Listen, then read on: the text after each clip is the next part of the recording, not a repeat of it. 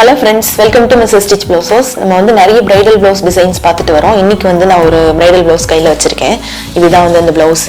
Actually வந்து இது part neckல வந்து thread loadum beads இருக்கும் நான் பண்ணியிருக்கேன். Beads அப்படினு வரும்போது beads வந்து நம்ம கண்டினியூஸா fill பண்ணிட்டே வரோம் அப்படிங்கும்போது ஈஸியா fill பண்ணிடலாம். அதுவே வந்து ஒரு சின்ன குட்டியா டிசைன் அந்த டிசைனே வந்து தனித்தனியா வருது ஒரு தனித்தனியா ஒரு டிசைனா வருது சோ அந்த மாதிரி டிசைனா வரும்போது தனித்தனியா வந்து அதுக்கு நாட் போட்டு ரெடி பண்ணுவோம் சோ அந்த மாதிரி பண்ணும்போது நமக்கு வந்து டைம் நிறைய ஆகும் ஒரு பிகினரா இருக்கீங்க நீங்க வந்து இப்போ ஒரு ஆரி எம்ப்ராய்டரி கத்துக்கிட்டு இருக்கீங்க அப்படிங்கும்போது நீங்க எந்த மாதிரி டிசைன்ஸ் எடுக்கலாம் இந்த டிசைன்லயே வந்து எந்த டிசைன் வந்து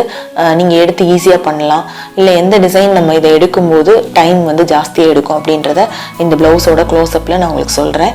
இந்த வீடியோ பார்க்கறதுக்கு முன்னாடி நம்ம சேனலை சப்ஸ்கிரைப் பண்ணாதவங்க ப்ளீஸ் சப்ஸ்கிரைப் பண்ணிருங்க அதோட பக்கத்துல இருக்கிற பெல் ஐகானை கிளிக் பண்ணிருங்க பாருங்க ப்ளவுஸோட பேக் நெக் தட்ஸ்ல வந்து பார்ட் நெக்ல ரெடி பண்ணது ஃபர்ஸ்ட் லேயர் வந்து பாத்தீங்கன்னா பீட்ஸ் மீட்டர் செயின் பீட்ஸ் போட்டு ஃபில் பண்ணிருக்கேன் அதுக்கு அப்புறம் ஒரு லேயர் வந்து thread load இந்த சாரியோட கலர் வந்து ப்ளூ இந்த நேவி ப்ளூ கலர்ல thread load அதுக்கு அப்புறம் வந்து ஒரு லேயர் வந்து சுகர் பீட்ஸ் கொடுத்துட்டு வெளியில வந்து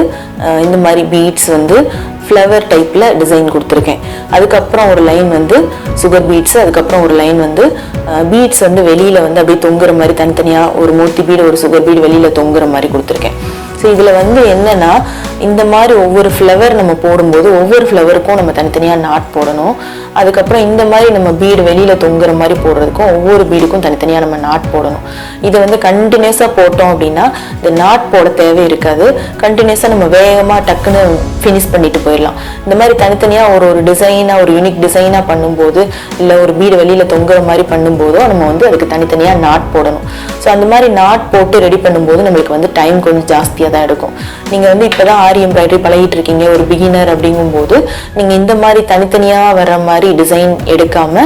கொஞ்சம் ஈஸியா ஃபினிஷ் பண்ற மாதிரி ஒரு கண்டினியூஸா இந்த மாதிரி பீட்ஸ் இந்த மாதிரி கொடுக்குற மாதிரி பீட்ஸ் இந்த மாதிரி இருக்கிற மாதிரி நீங்க எடுத்துக்கிட்டீங்க அப்படின்னா உங்களுக்கு வந்து ஈஸியா ஃபினிஷ் பண்ண முடியும் ஒன்ஸ் உங்களுக்கு எக்ஸ்பீரியன்ஸ் வந்ததுக்கு அப்புறம் இந்த தனித்தனியா நாட்லாம் நம்ம ஈஸியா போட்டுடலாம் வேகமா பண்ணிடலாம் அப்படின்னு உங்களுக்கு கான்ஃபிடென்ட் இருக்கும்போது நீங்க இந்த மாதிரி டிசைன்ஸ்லாம் எடுத்துக்கலாம்